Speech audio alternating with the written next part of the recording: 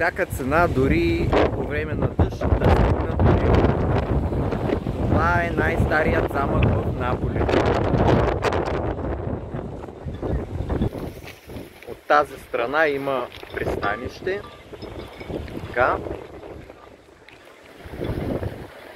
Градската част и от тази страна, както ви показах преди малко, е морето и другата част на Наполи.